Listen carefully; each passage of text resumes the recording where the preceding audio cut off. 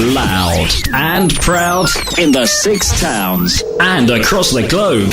We are Six Towns Radio. Saturday, and it's time for boots, bats and balls.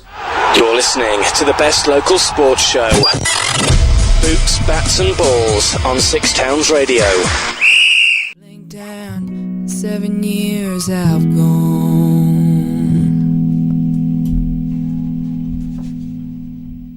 So that was the Taskers.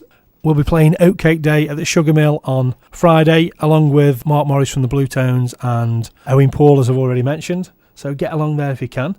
I'm going to invite this next guy up there, actually. I don't know if he's available to pop up. But we've got Commonwealth Gold winning champion Steve Lewis on the phone. Steve, how are you? I'm very well, thank you. We just chatted slightly off air. Must be feeling on top of the world this morning.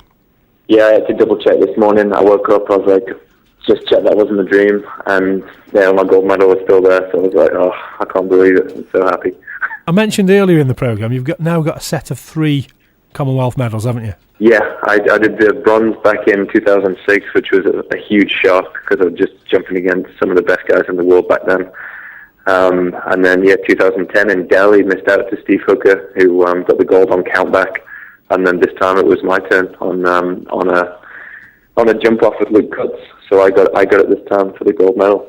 Now, since I've been following you, I've sort of taken an interest in pole vault, but I hadn't heard about a jump off. That's the first time I've seen one in a major competition. But you probably do them all the time, and I just haven't noticed it. Just explain. Explain. They're not really that common. Yeah. I mean, so when you have the same scorecard, so you've got the same clearances with no misses. Only if you're in first place, equal first place, do you have to go to basically, people have been saying like a penalty shootout of pole vault. So you go jump for jump and it's sudden death. If you clear the bar, then if you both clear the bar, it goes back up. If you both miss the bar, it goes back down until one of you makes it and one of you fails. And the measurement it goes up or down by, Steve, is that, who decides that? It's set, it's 5 centimetres. So it's 5 centimetres either way. So just talk us through last night then, and you build up to the week if you don't mind.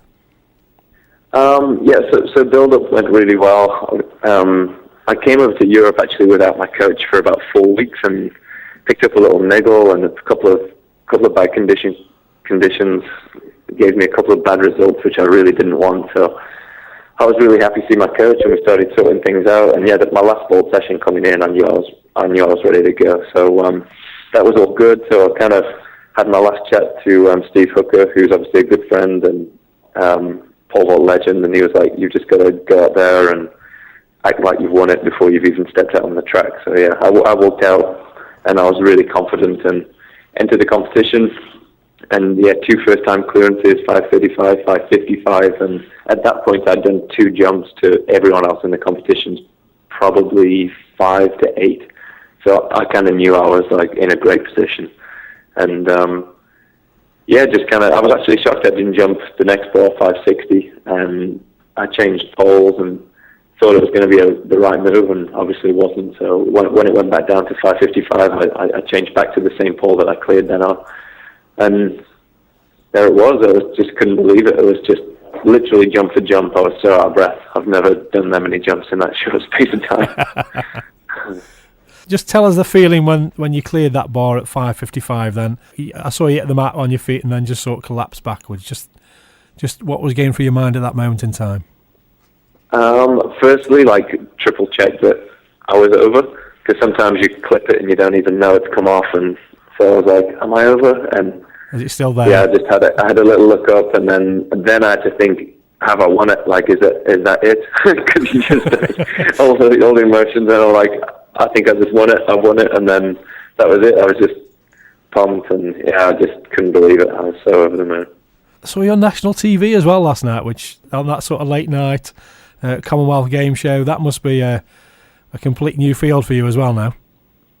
Yeah, it was awesome. I had that opportunity, so I took it, and I think it's good for me just to push myself a little bit. I've never been one to get out there too much, so it was really good fun actually, and I met a few good guys, and hopefully I'll be able to do a little bit more stuff like that in the future. No, you seem a natural on it, Steve, and you should go down that road, definitely. Very entertaining. And so what's next for you, mate?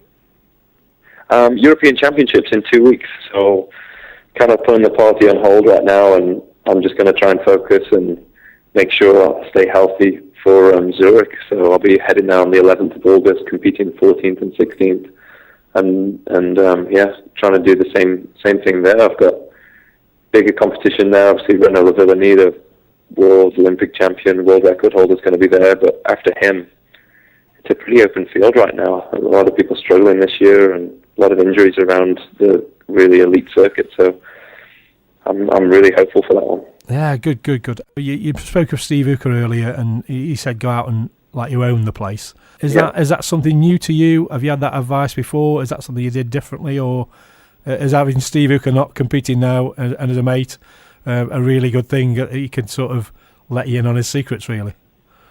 No, it was we were just having a chat, and basically it was the first time I was going into a major competition favourite, and you kind of have to behave a little differently. You know, I wasn't going in there thinking, I hope I can scrape a medal, or I hope this goes my way. It's like, I've got a job to do today, and I won't be happy with anything else other than the gold medal. And I got to kind of go out there with that air of confidence, and that's what I wanted to do today.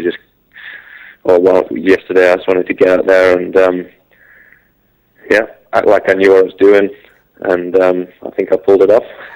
So is that going to be a new approach for you going forward, European Championships? I think so. You know, I mean, I'm getting old now. You know, I'm competing against the guys who are 10 years younger than me. I'm like, how did that happen? I'm becoming like one of the older guys who's touring around doing this. But I definitely think this is going to give me a huge confidence boost, and just the feeling that a lot of the hard work and dedication has gone into everything, a lot of the changes I've made in life. You know, I've moved around the world for the sport, and I've sacrificed a lot, and nothing I would take back and nothing I'd complain about, but it's just nice to get a reward and to know that you're doing something right. So I'm going to be hopefully a really confident guy going forwards now, and look forward to the Olympics.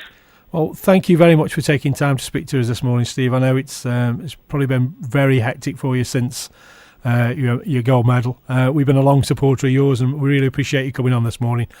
No, all the best for the European Championships. I really appreciate the support you guys have given me. I owe it to you guys, and I really wanted to come on and have a good chat today. Yeah, thank you very much. And Stoke-on-Trent's right behind you for that European Championships too, mate.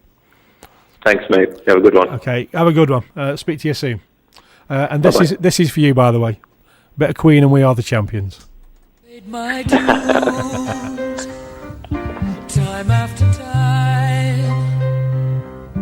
I've done my sentence, but committed no crime.